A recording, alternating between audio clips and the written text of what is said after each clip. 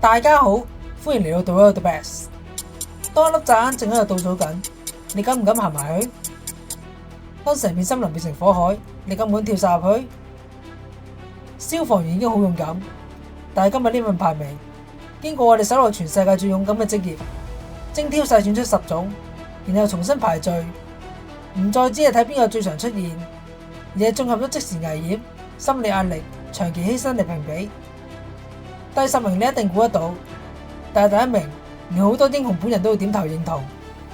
第10名消防員，雖然排名第10，但係依然極度勇敢。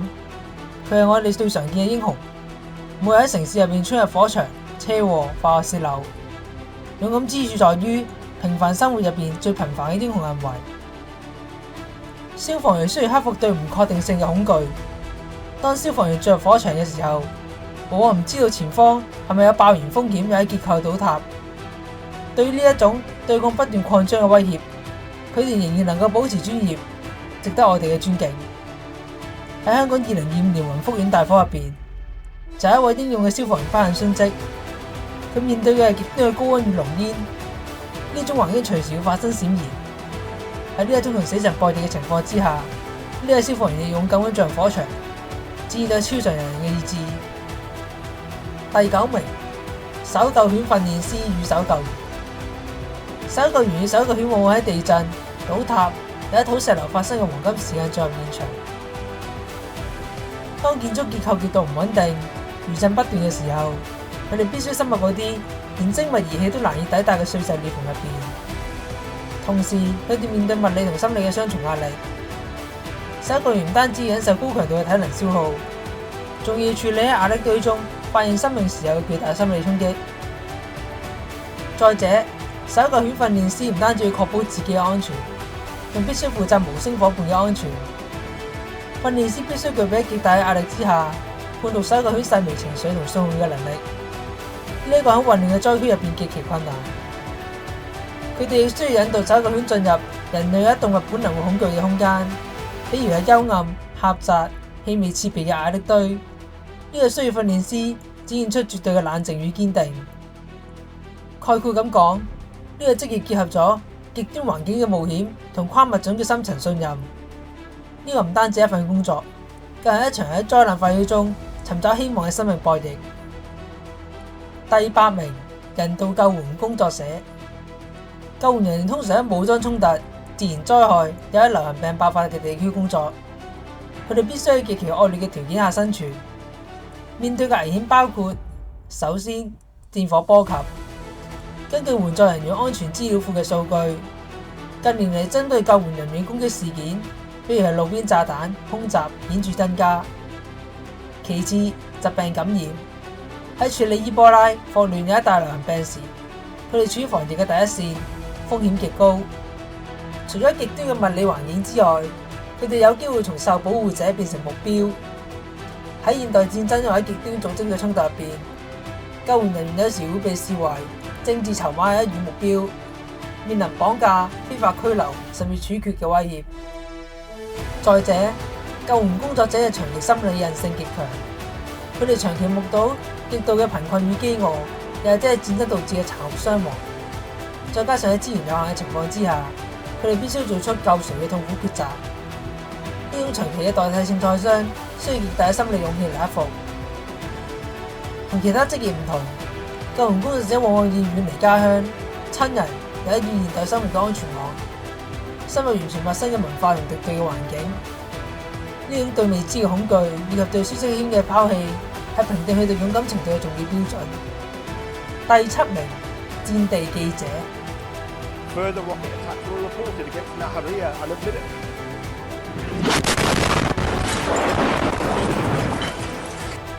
大多數人喺聽到槍聲、爆炸聲嘅時候，會本能咁逃離。但戰地記者嘅職責係迎住危險前進，佢哋必須近距離觀察戰鬥、轟炸或者抗爭現場，先獲取第一手嘅資料。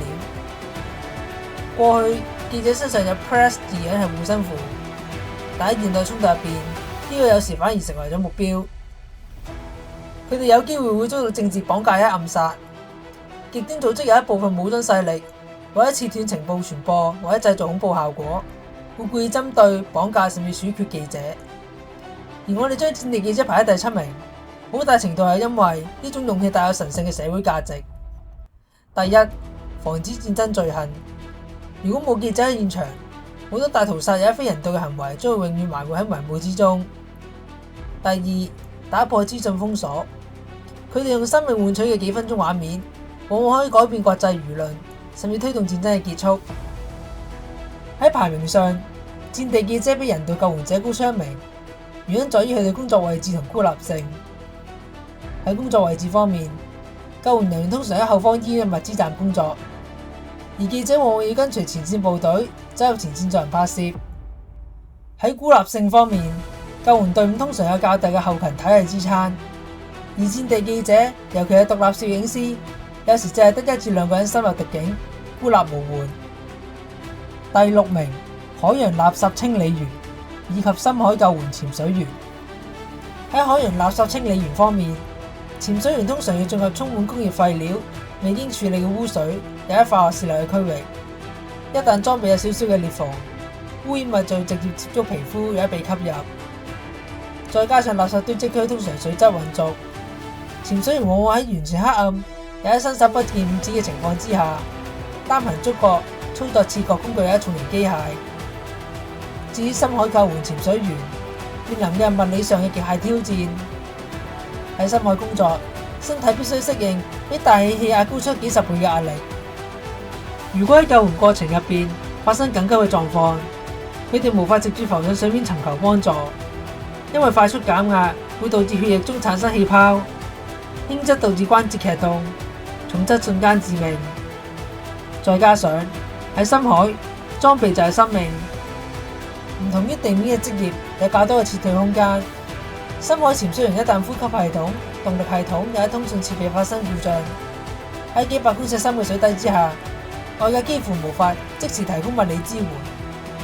根據2026年全球最新嘅職業安全與健康報告，商業潛水嘅傷亡率比一般建築工人高出有40倍。呢個亦都係點解佢喺勇氣同風險排行榜上面始終高居不下嘅原因。第5名，野生動物反盜獵巡護員。面對嘅係準軍事組織，現代嘅盜獵者唔再係單打獨鬥嘅村民，而係受僱於跨國犯罪集團嘅非法武裝分子。巡護員與盜獵者嘅火力往往非常懸殊，盜獵者常配備 AK-47、夜視鏡、無人機，甚至係軍用級嘅直升機。但好多地區嘅巡護員裝備相對簡陋。國際護林員聯合會嘅數據明確表示，全球平均每週大約有2到3名巡護員喺執行任務時嘅殉職。喺非洲，超過60% 嘅巡護員曾遭受過盜獵者嘅武裝攻擊。喺工作環境方面，巡護員嘅工作環境通常係地球上最偏遠、最荒涼嘅地方。除咗要對付盜獵者，佢哋本身就係生活喺獅子、大象、毒蛇等野生生物嘅領地。諷刺嘅係，佢必須保護呢啲隨時可能攻擊自己嘅生物，再加上佢哋面對醫療真空，佢哋成日喺叢林或者荒漠徒步巡邏幾個星期。一旦受傷或患上瘧疾嘅疾病，佢哋最近嘅醫院往往有幾百公里之遙，黃金救援時間喺嗰度幾乎唔存在。即使喺好多國家，巡護員嘅人工亦都係僅僅維持溫飽，但係佢哋卻願意為咗守護一個物種嘅生存而付出生命。呢個都係點解佢哋能夠排喺最勇敢嘅職業前5嘅原因。第4名，搜救直升機飛行員以及空降搜救員。佢哋現代軍事與人道救援中最頂尖、最危險嘅黃金組合。呢兩個崗位各司其職，但又必須生死與共，緊密配合。呢個唔單止係救人，呢個係一場喺三維空間入邊同大自然最惡劣嘅力量嘅正面對決。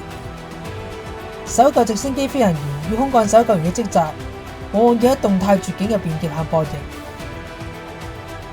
同地面搜救唔同，直升機搜救通常發生喺最極端嘅氣候，例如強風、暴雨，又喺高海拔缺氧區。飛行員必須喺亂流入邊將飛機懸停喺離山逼近幾公尺嘅地方，呢個需要絲毫不差嘅操控能力。空降搜救員需要從飛機上垂降到波濤洶湧嘅大海有一垂直嘅懸崖。佢哋面對嘅係全方位嘅空間壓力。一旦機械故障有判斷失誤，面對嘅就係九死一生。與此同時，佢哋都承載住巨大嘅心理壓力。點解？因為當消防員、警察都無法抵達嘅地點，就係佢哋出現嘅時候。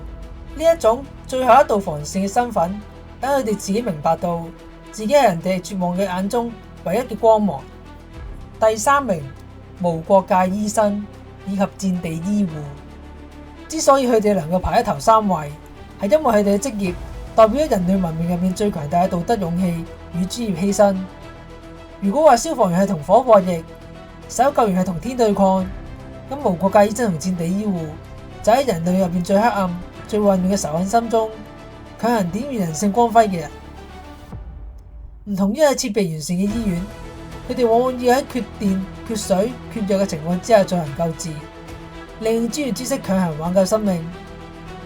另外，無國界醫生同戰地醫護每日都要大量面對創傷與死亡，呢種長期嘅心理負荷同對抗傳染病嘅威脅，需要有一個比體能更強大嘅心理素質。更令人敬佩嘅一點就係無國界醫生自願選擇嘅犧牲。好多無國界醫生原本喺舒適嘅醫院或者診所有穩定高薪嘅工作，但係佢哋卻主動放棄家庭、舒適嘅生活，簽約前往前線救治。佢哋唔係俾國家徵召，而係自願去幫助完全陌生嘅異國人。呢一份無私，等佢哋喺勇敢職業行列入邊特別突出。第2名，野地消防員以及煙跳員。野地消防員面對嘅係每小時移動數公里，由風向同地形主導嘅火龍。火勢可能因為風向突然改變加速，將消防員包圍。喺呢種情況之下，佢哋唯一嘅最後防線就係緊急避難杖。呢個係一層超薄嘅鋁製帳篷，消防員必須趴喺裏面，等火焰同上方燒過。煙跳員就係精英中嘅精英，佢哋從約3000英尺嘅高空跳傘，直接降落到偏遠、無路可達嘅火場核心附近。降落之後，立即背負住重達50至100磅嘅裝備，喺陡峭嘅山坡、濃煙、極高溫嘅環境入邊徒步作戰。一旦落地，佢哋可能要連續工作72個小時以上，挖防火溝、清除可疑物、建立控制線、阻擋火勢蔓延。跳傘本身就有風險，加上火場瞬息萬變，隨時可能會被火包圍。野地消防員同煙跳員面對嘅無法預測、規模巨大嘅自然災害，而且工作方式極度高風險與孤立無援。同城市消防員唔同，佢哋唔係撲滅建築火災，而係喺度對抗數千公頃嘅森林大火。因此，佢哋亦都被稱為火場上嘅先鋒。第1名，拆彈專家。首先，零容錯率。同大多數職業唔同，拆彈專家面對嘅係二元化嘅結果，成功或者死亡。喺建築工地、醫療手術甚至野地消防入邊，失誤往往有補救嘅機會，但喺拆彈嘅過程入邊，一個細微嘅震動、一絲嘅靜電，又或者剪透一條嘅線，往往都係瞬間致命嘅。拆彈專家穿着嘅防爆服雖然睇起嚟強大，但係實際上充滿挑戰。第一套防爆服重量有35至45公斤，喺極度緊張嘅狀態之下，專家嘅體溫會迅速飆升，導致脫水同體力透支，呢個會直接影響手部嘅穩定度。第二，厚重嘅面罩同手套會限制視線同觸覺。想象一下，你需要穿着厚重嘅滑雪裝，喺隨時可能爆炸嘅情況之下，仲要有鬥志嘅手去處理比發絲仲要細嘅藥引。除咗零容錯率同防爆服，拆彈專家更擁有極高嘅智力與極強嘅心理素質。現代爆炸品往往由人精心設計，設計者會故意設置反拆射裝置、紅外線感應，有一啲遠程遙控。拆彈專家必須喺幾分鐘之內睇穿對方嘅設計思路，呢個需要極高嘅智力與冷靜。再加上佢哋長期處於瀕死邊緣嘅工作性質，對心理造成嘅磨損係巨大嘅。能夠長期從事呢項職業嘅人，佢嘅心理素質通常達到人類嘅極致。從每日衝入城市火場嘅消防員，到潛入深海清理垃圾嘅潛水員，再到面對武裝盜獵者嘅巡護員。呢10種職業，每一種都係用唔同嘅方式話俾我哋聽：勇敢唔係怕，而係明明好怕，佢依然選擇往前走。第一名嘅拆彈專家，用最冷靜嘅雙手拆除死神；第2名嘅煙跳員，咁主動跳入地獄；而排名最後嘅消防員，佢係我哋生活中最常見亦都最可靠嘅英雄。佢哋冇超能力，卻願意將自己嘅生命放喺最危險嘅地方，只係為咗保護我哋呢啲素不相識嘅人。世界之所以仲值得我哋去愛，就係因為有啲人默默守喺最前線。你覺得呢個排名合唔合理呢？邊一種職業讓你最震撼？留言話俾我知。Do the best，我哋下次見，拜拜。